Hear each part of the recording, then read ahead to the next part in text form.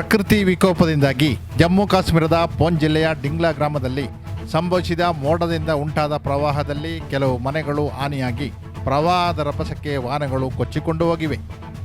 ಈ ಭಾರೀ ಪ್ರವಾಹದಿಂದಾಗಿ ಜನಜೀವನ ಅಸ್ತವ್ಯಸ್ತಗೊಂಡಿದೆ.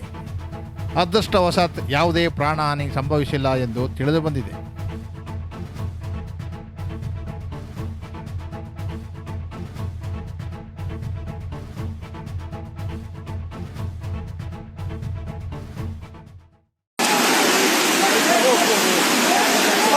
तोड़ो ना आराम कटो सर नुकसान होगा सी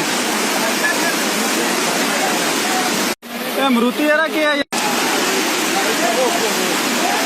तोड़ो ना आराम कटो सर नुकसान होगा सी